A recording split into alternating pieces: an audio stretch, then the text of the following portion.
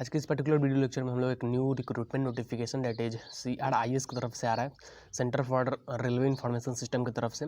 Total 24 post पे vacancy है और इसमें जूनियर इंजीनियर इलेक्ट्रिकल, फिर जूनियर इंजीनियर सिविल, एग्जीक्यूटिव, ठीक है, इस सब पोस्ट पे वैकेंसी है। टोटल नंबर ऑफ पोस्ट जो है इसमें कितना है 24 है, ठीक है। ये जो है बेसिकली मिनिस्ट्री ऑफ रेलवे के अंदर आता है, ठीक है।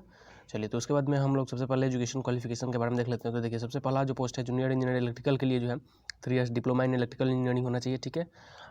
Recognised by the directorate of training and technical education of any state government या गवर्नमेंट ऑफ इंडिया, मिनिमम जो है 60% मार्क्स के साथ, ठीक है।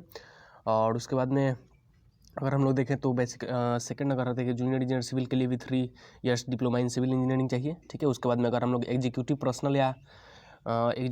पर्सनल या एडमिनिस्ट्रेटिव HRD की बात करें तो उसके लिए अगर हम लोग बात करें तो ग्रेजुएशन होना चाहिए इन आर्ट्स या कॉमर्स या science with post graduate diploma या फिर MBA इन पर्सनल। ये सब क्वालिफिकेशन आप लोग यहाँ पे एक बार देख लीजिएगा, ये होना चाहिए, ठीक है। उसके बाद में अगर हम लोग बात करते हैं एग्जीक्यूटिव फाइनेंस एंड अकाउंट्स का, तो उसका जो है वो भी पोस्ट ग्रेजुएट जो है इसका क्वालिफिकेशन होना चाहिए।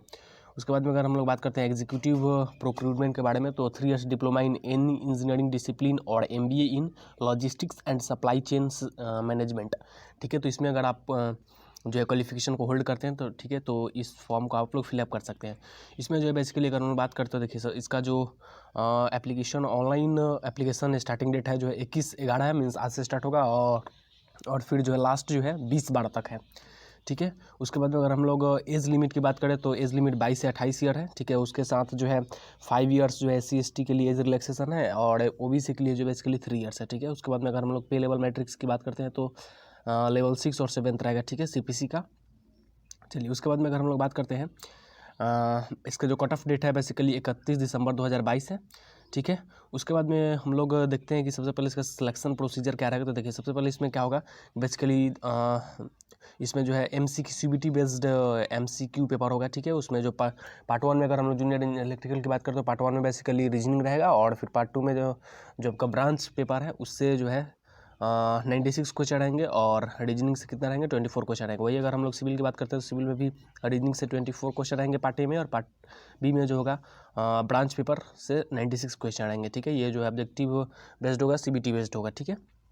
उसके बाद में सेम उसी तरीके से हम लोग बात करते हैं तो देखिए, अगर एग्जीक्यूटिव पर्सनल के लिए अगर हम लोग बात करते हैं या फिर एडमिनिस्ट्रेशन या HRD के लिए तो इसमें भी रीजनिंग से 40 क्वेश्चंस रहेंगे और फिर उसके बाद में जो स्पेसिफिक ब्रांच है वो उससे जो है 80 क्वेश्चंस रहेंगे। फिर सेम अगर हम लोग बात करते हैं एग्जीक्यूटिव फाइनेंस एंड अकाउंट्स का तो सेम इसमें भी पार्ट 1 पार्ट 2 में रहेगा। पार्ट 1 में रीजनिंग से 30 क्वेश्चन रहेंगे और पार्ट B में जो है उनका स्पेसिफिक डोमेन से जो है 90 क्वेश्चन रहेंगे। फिर उसके बाद में अगर हम लोग बात करते हैं एग्जीक्यूटिव प्रोक्यूरमेंट के बारे में तो पार्ट A में भी फिर रीजनिंग रहेगा जिससे 24 क्वेश्चंस रहेंगे और पार्ट B में जो है इनका स्पेसिफिक डोमेन से रहेगा 96 क्वेश्चंस रहेंगे, ठीक है। तो ये बेसिकली हो गया रिक्रूटमेंट जो कि centre for railway information system की तरफ से आ रहा था।